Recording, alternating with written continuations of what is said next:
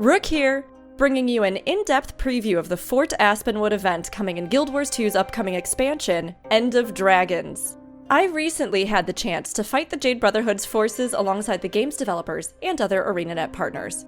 Map-wide events are some of my favorite content in Guild Wars 2, and allow players to work together on a scale befitting an epic fantasy. No other game allows you to band together into a small army and take on world-threatening foes. Fort Aspenwood isn't the overarching map meta that will take place in the Echovald wilds, but it does reveal more about the zone itself, while also giving us a taste of combat in End of Dragons. Thank you to ArenaNet for allowing me to join this preview, and a reminder, all footage is in development and subject to change.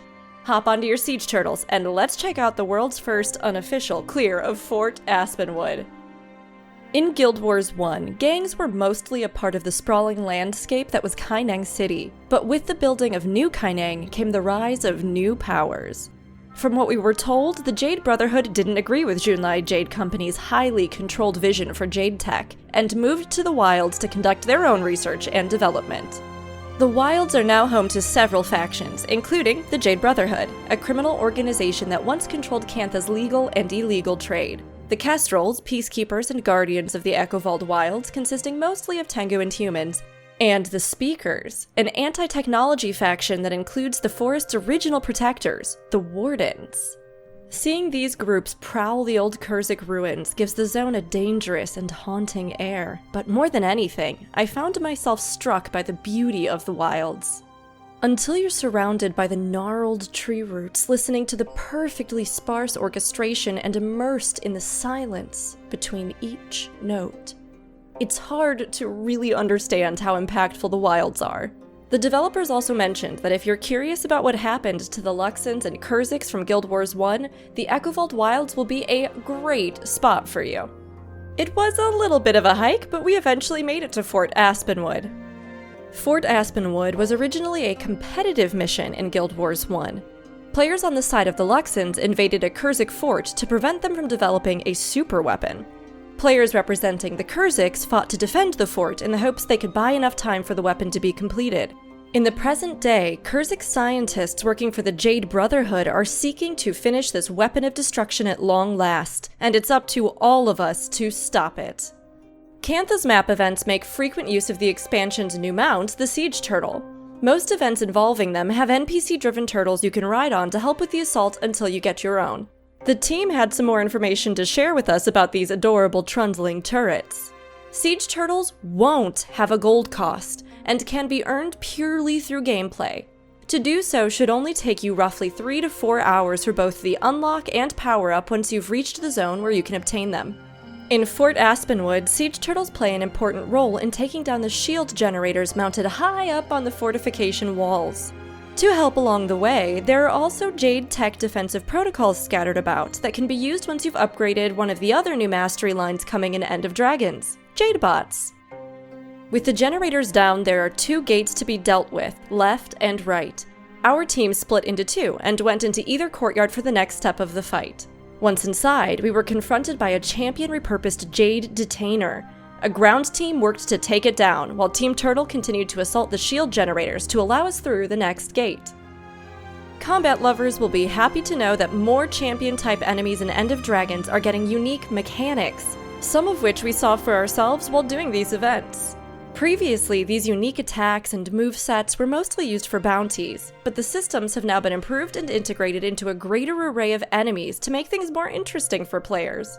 The champion Jadebot fired off shots, unleashed damage orbs, summoned AoEs, applied hindering effects, and had several break bars for the group to CC. With both the champion and the shields down, we pushed further into the research facility. The Jade Brotherhood has reprogrammed many stolen mechs to serve them, leaving their original programming less than intact. Brotherhood Jade bots have unique dialogue as a result, which sets them apart from other bots found throughout Cantha. We took down the bots that awaited us, including several champion repurposed Jade servitors that do a spinning attack and have the ability to buff their allies. Our NPC allies told us that if we could find the controls, we would be able to open the hatch above the weapon and allow the siege turtles in the courtyard to fire on it. So down into the facility we went. You might notice that alongside our event, a different event called the Gang War of Echovald has been unfolding. This is the zone's actual meta event, or overarching greater story, but I'll leave you to discover more for yourself. Lowering the facility's defenses released the creatures the Jade Brotherhood had been experimenting on down below. These include a champion white tiger, phoenix, and wallow, all of which are new pets being added for rangers in End of Dragons. The champion shadowy creature is also very interesting, especially given its resemblance to the dragon Primordus's destroyer wyverns. The final boss is revealed to be none other than a deadly supercomputer named after the ancient Kurzic weapon, the God's Vengeance. The narrative team mentioned that this was a choice made by the researchers of Kurzic descent working in the Jade Brotherhood.